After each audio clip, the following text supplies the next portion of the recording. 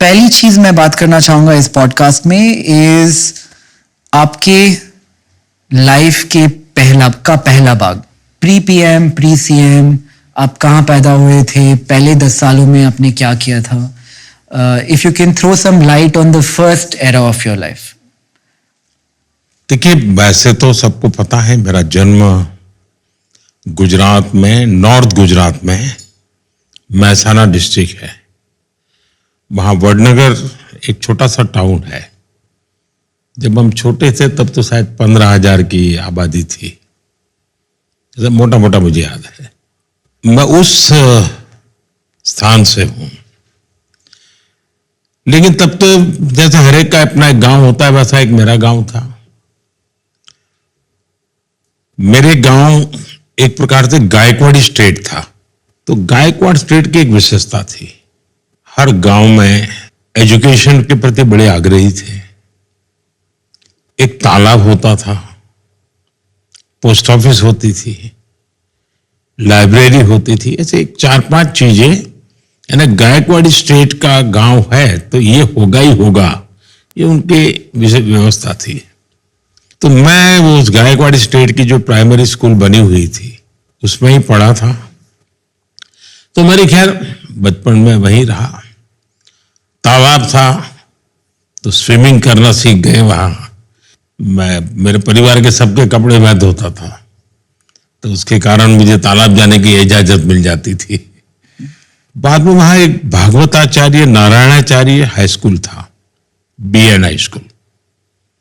वो भी एक प्रकार से चैरिटेबल ही था. वो कोई ऐसा आजकल का जो एजुकेशन की स्थिति है वैसे नहीं थी. तो मेरा वहां स्कूली शिक्षा वहां पर हुई. उस समय ये 10+2 नहीं था, 11वीं कक्षा हुआ करती थी. मैंने कहीं पढ़ा था कि चाइनीज फिलोसोफर ह्यूएन संग वो मेरे गांव में रहे थे, तो उस पर एक फिल्म बनाने वाले थे. तो मैंने उस समय शायद उनकी यहाँ एम्बेसी को या किसी को चिट्ठी लिखी थी कि भाई आपने कहीं पढ़ा है कि आप ह्यूएन संग के लिए फिल्म बना रहे हैं. तो मेरे गांव में वो रहते थे, अब उसको भी जिक्र कहीं करना, ऐसा करके मैंने कुछ प्रयत्न किया था. वो बहुत साल पहले की बात है. उसके पहले मेरे गांव में एक रसिक भाई दवे करके थे.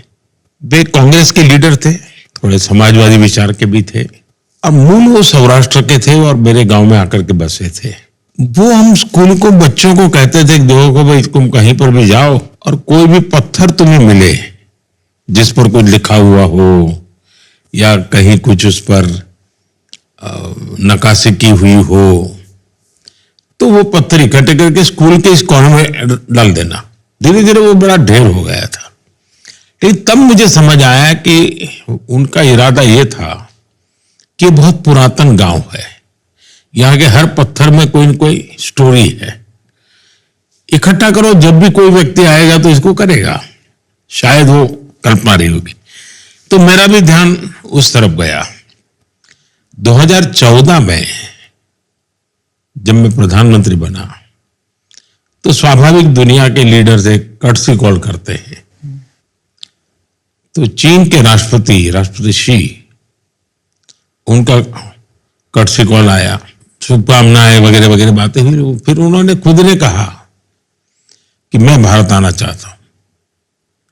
मैंने कहा बिल्कुल स्वागत है आपका, आप जरूर आइए. तो कहा लेकिन मैं गुजरात जाना चाहता हूं. मैंने कहा तो और अच्छी बात है.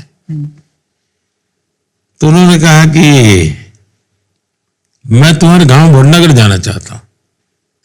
मैंने कहा वो क्या बात है, आपने यहां तक का कार्यक्रम बढ़ा दिया है. बोले तुम्हें मालूम है क्यों? मैंने कहा नहीं, मुझे मालूम नहीं. तो बोले मेरा और तुम्हारा एक स्पेशल नाता है. क्या?